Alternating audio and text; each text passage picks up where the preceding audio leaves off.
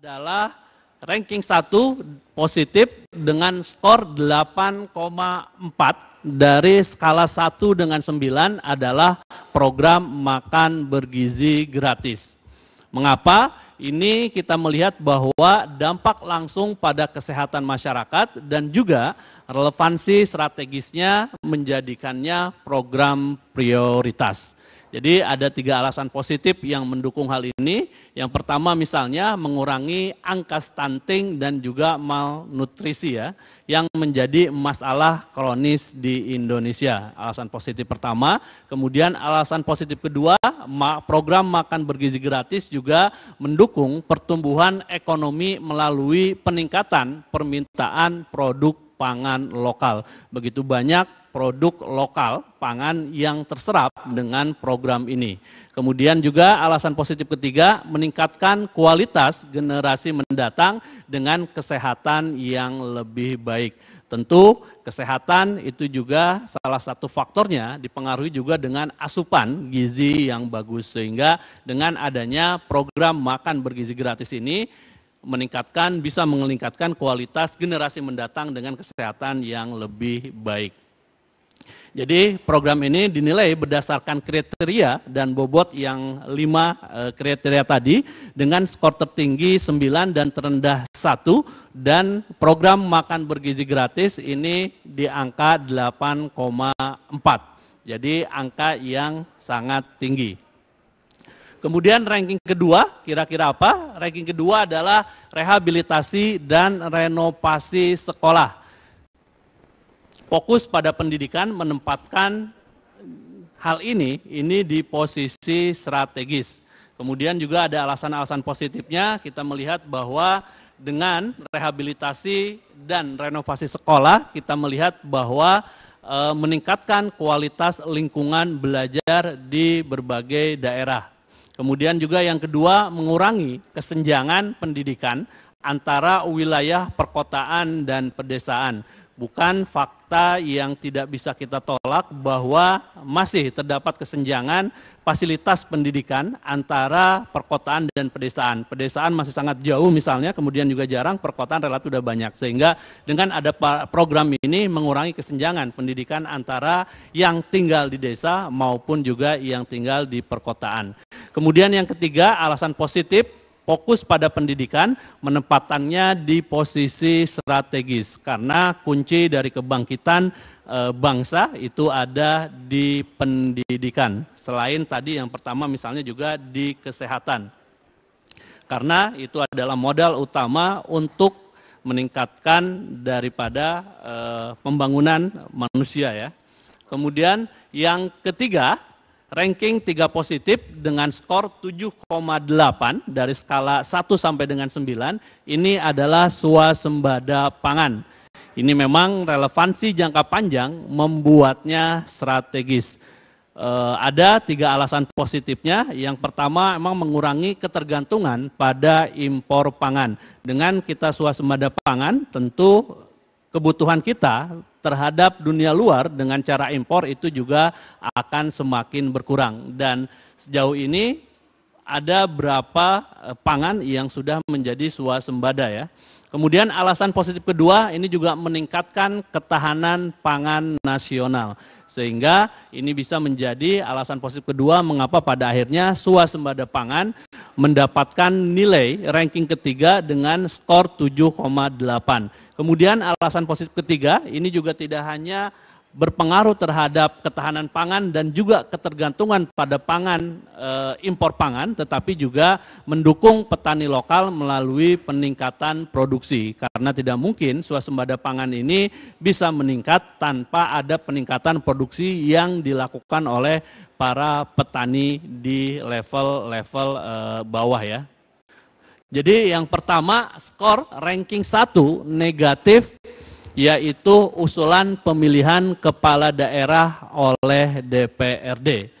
Karena memang kita melihat dampaknya yang signifikan terhadap sistem demokrasi, sehingga ini menempatkan program ini di posisi teratas. ini meskipun misalnya masih sebatas isu wacana, tetapi isu wacana ini juga berkembang sehingga kita coba uji dan hasilnya ternyata program atau isu wacana ini menempati ranking pertama dalam skor 7,9 tetapi minus karena memang dalam program dinilai berdasarkan kriteria dan bobot dengan skor -1 hingga -9, di mana -9 menunjukkan penilaian terburuk. Dan pemilihan pilkada kepala daerah oleh DPRD ini nilainya atau skornya -7,9. Jadi juga angka skor yang tinggi ya. Kemudian mengapa alasannya? Ini kita melihat bahwa pertama misalnya kita kumpulkan daripada pemberitaan, kemudian juga pendapat ahli, kemudian juga media analisis, kemudian juga hal-hal yang lain. Ini karena memang pelemahan demokrasi, bahwa mengurangi partisipasi langsung masyarakat dalam memilih pemimpin daerah dan juga berpotensi melemahkan demokrasi lokal. Jadi setelah 20 tahun dari 2004 misalnya, masyarakat mendapatkan hak partisipasi langsung masyarakat menentukan siapa bupatinya, siapa wali kotanya, siapa gubernurnya, bahkan siapa presidennya. Dengan usulan ini memang mengancam daripada mengurangi partisipasi langsung, pelemahan demokrasi. Kemudian kedua juga peningkatan resiko korupsi, bahwa pemilihan melalui DPRD dapat meningkatkan praktek politik uang dan korupsi, mengingat potensi transaksi politik antara calon kepala daerah dan anggota DPRD. Ini semakin juga sulit untuk bisa dideteksi karena memang juga masuk ke lingkungan-lingkungan elit ya, antara potensi calon kepala daerah dengan anggota-anggota DPRD-nya. Kemudian yang ketiga, penolakan publik mendapatkan resistensi kuat dari masyarakat yang menghargai hak pilih langsung sebagai bagian dari demokrasi. Masyarakat sudah mendapatkan 20 tahun ke belakang, sehingga memang ketika misalnya ini dicabut atau pemilihan lewat DPRD, tentu juga ini bisa mengurangi daripada hak yang selama ini privilege yang didapatkan oleh masyarakat yang sementara ini sekarang ini sudah dirasakan. Jadi ketika pemilihan langsung masyarakat merasa menjadi orang, bahwa dia dianggap menjadi sebuah bagian karena mempunyai suara dan juga dianggap sebagai pemilik suara yang sama setara dengan yang lain-lain, sehingga ketika misalnya ini dipilih oleh DPRD, dia kehilangan hak itu.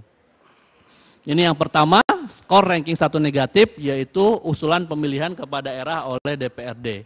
Kemudian yang kedua, ini juga dengan skor -6,8, yaitu pembentukan kabinet jumbo.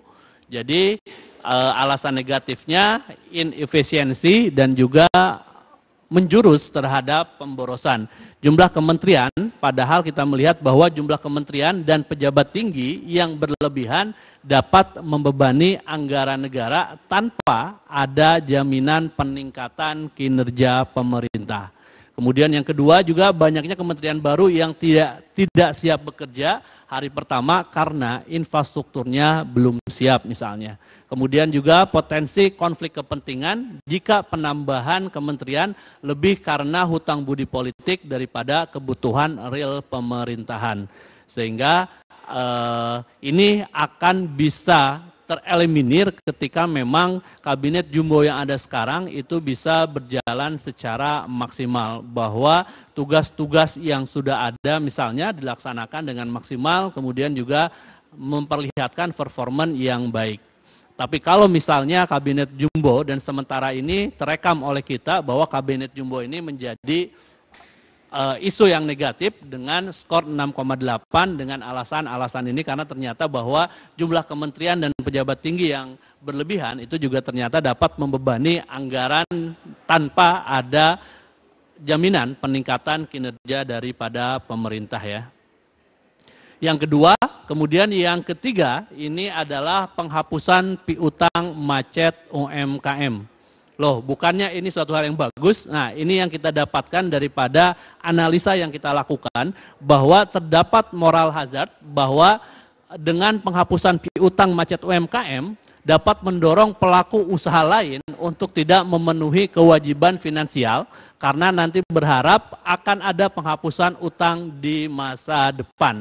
Jadi ini adalah efek yang ada juga di masyarakat dengan penghapusan piutang macet UMKM, bahwa nanti pun akan ada lagi sehingga mereka tidak mendorong pelaku usaha lain untuk melakukan kewajibannya.